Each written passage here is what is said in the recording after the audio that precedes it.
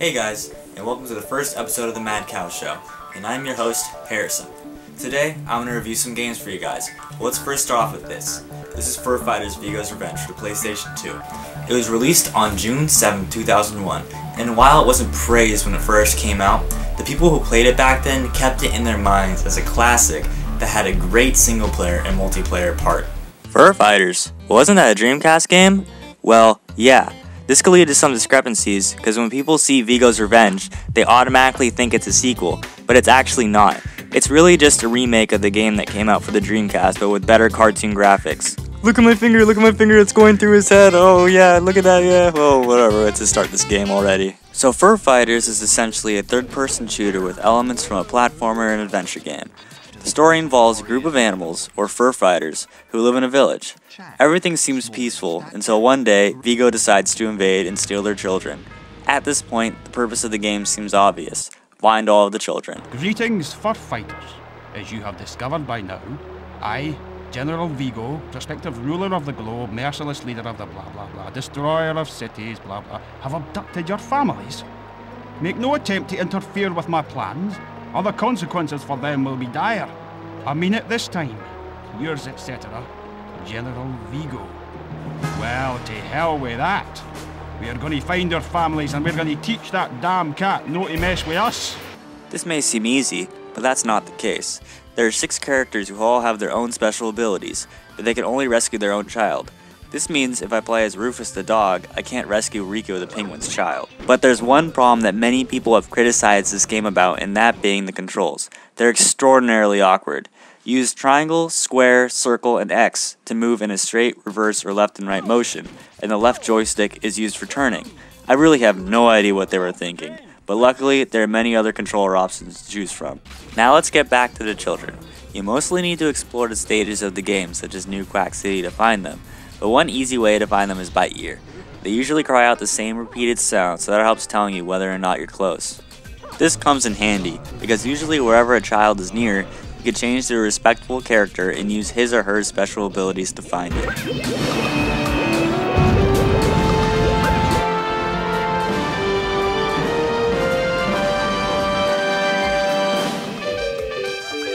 There's really not much more to talk about other than the fact that the humor is really strange,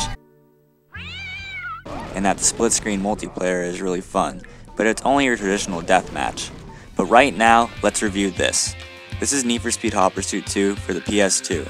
It was released on October 1st, 2002, and was nominated Racing Game of the Year, and in my opinion is the epicenter of traditional Need for Speed. What about this game hasn't been said? The soundtrack is awesome,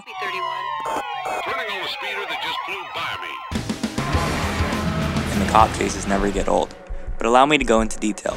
For those who've never played this, keep in mind that you can't customize cars like in newer Need for Speed titles. In this game, you're actually able to drive a Ferrari, something that seems so foreign in newer Need for Speed games for whatever reason. The cop chases in this game are crazy. You kind of get a GTA style star system indicating how wanted you are, and it only gets crazier with the more stars you get. You'll experience roadblocks, spike strips, and helicopters. These aren't any ordinary helicopters. They actually have the balls to drop bombs and shoot missiles into your car. I kid you not. They even occasionally drop spike strips. The cop cars in this game are cool too. From Lambos to Corvettes, they're all here. The crazy thing is that the cops actually have NOS. Although there is a Be the Cop mode, I don't play it that often, but it's fun to do it with your friends in multiplayer. In regard to the soundtrack, this was the first game to have the so-called EA Tracks thing, but the developers did something interesting. I love how the instrumentals of the soundtrack play while you race, and how the vocal versions of the songs play in the main menu.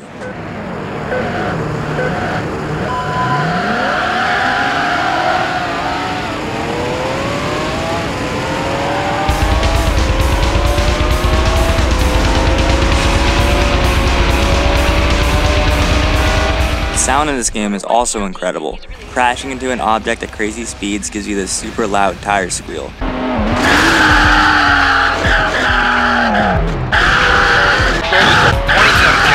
When this game came out, it was truly impressive and still is to this day.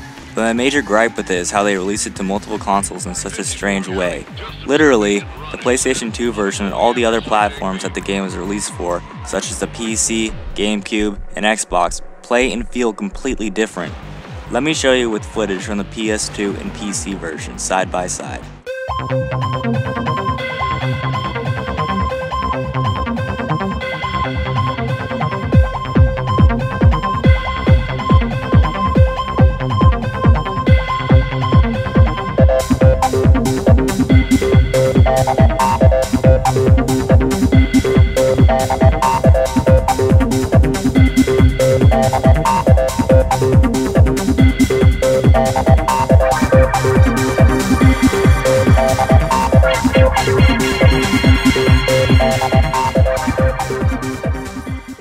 In conclusion, I'm not saying that the other version of the game is bad, because it's still ridiculously fun, but I still wonder to this day why the PS2 version is so different from the rest.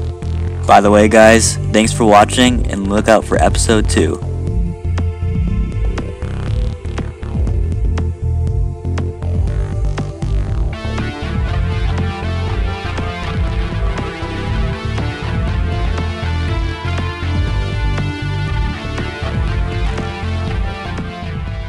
Teach that damn cat not to mess with us.